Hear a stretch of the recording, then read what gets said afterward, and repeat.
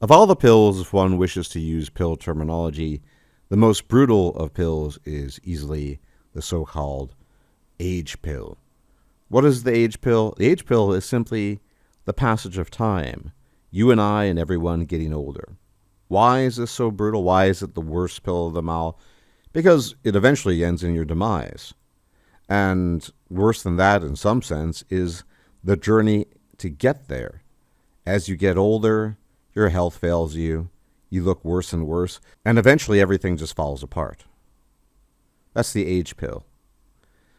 But as I just pointed out, there are things that happen on the journey to the great demise.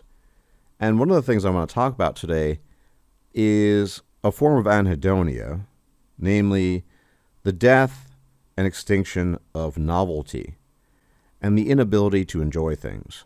Now, I want to say at the outset that this is not a universal thing. Not everyone who gets older seemingly experiences this, but enough people who get older, maybe even many people who get older, do experience what I have come to refer to as the death of novelty.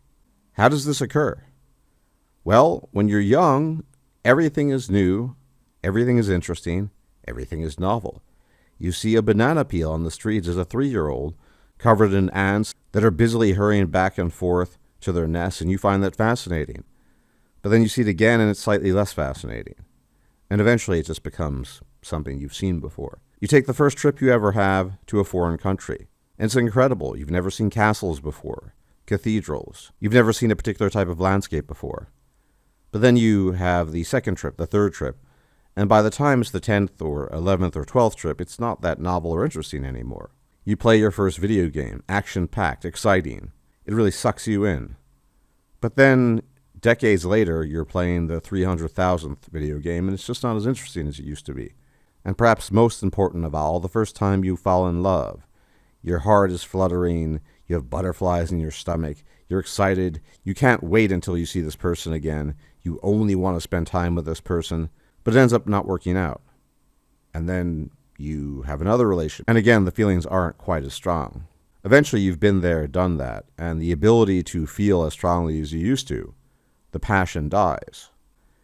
And this is something that a lot of people experience. Not everyone, but many, many people, above all men, as they age, begin to lose their capacity to appreciate things in a novel fashion.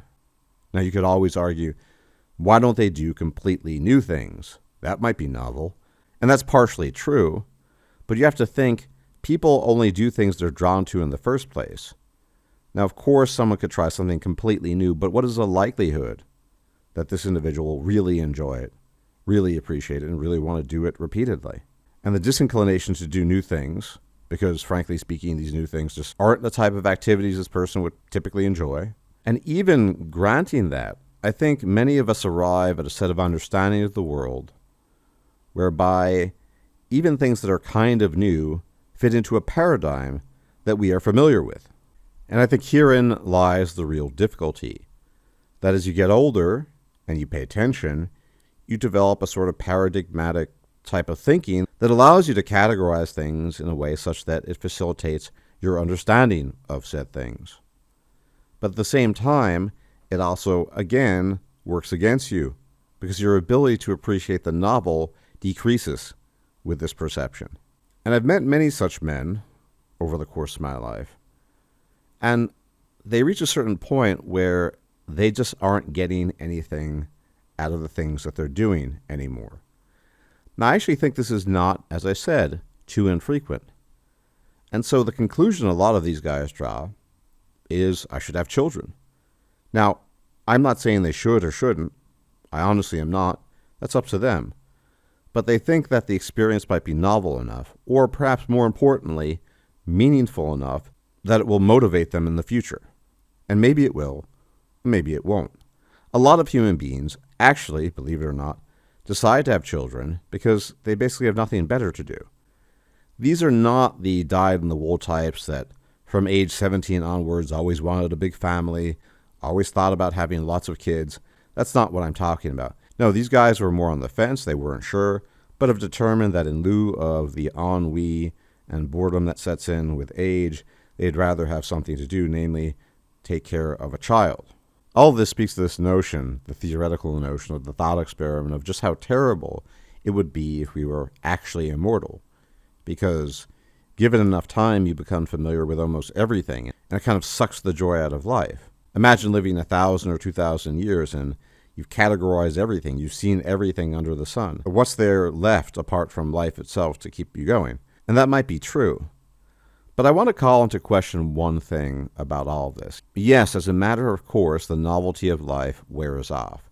Things that were exciting to you at age 15 just aren't as exciting to you at age 45, and probably even less exciting to you at age 65, and so on. That is very normal.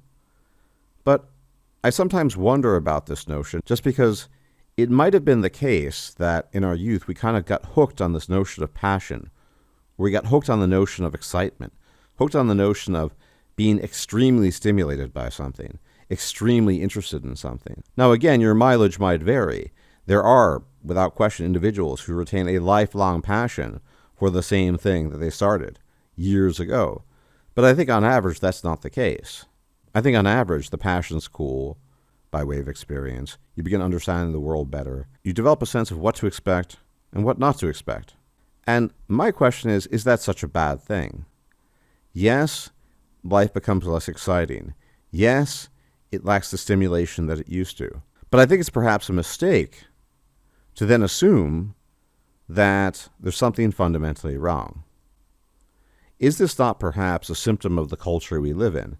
That even as we age, we expect to constantly be stimulated, constantly feel excitement, constantly be having fun, constantly be feeling passion, akin to the feelings we had in our youth. How is that even possible? And when it's not there, we lament it. Not too long ago, I came across a guy in his late 30s, about 10 years younger than I am, who is at just this stage of life. He has plenty of hobbies. He has things that interest him. He has a decent job. He's not too bad looking. But he feels he doesn't have anything else going. So the only thing left for him is to consider perhaps finding a woman and perhaps having a child. But even there, he's trapped in a sort of analysis paralysis and can't move forward. So what I'm trying to get at is expectations are natural to have. They're something that we all have, but it's entirely possible to inflate them and turn them into something that should never be. And I think we live very much in a civilization society of grand and inflated expectations, which then do us a disservice because we wholly expect things to be much more interesting than they actually are. And we also expect, in contrast to the natural passage of time and the natural process of aging, that we can beat the very nature of reality itself with our expectations. But that's not the case. Things change, and the way we appreciate things change. And yes, life was more exciting when you were young. But it doesn't mean it's the end of the world. We just need to learn how to temper these expectations to some degree. Because sometimes it really boils down to the little things in life. And this is something we've very much forgotten in our current day and age. Yes, the age pill is the most brutal of pills. But we find ways to make it even worse than it already is because of the delusions we feed ourselves and the delusions that have been fed to us. Life isn't always an exciting adventure. But you know what? Maybe that's okay.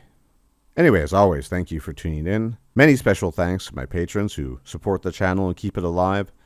And if you can engage in the usual YouTube business of liking the video, sharing the video, subscribing, leaving a comment, all that good stuff, it would be much appreciated. And if I'm still alive, I'll check you out next time. Until then, may the gods watch over you. Bye-bye. If you liked this video, please like, share, and subscribe. And if you enjoy my content, please consider making a donation or becoming a patron. Thanks for watching.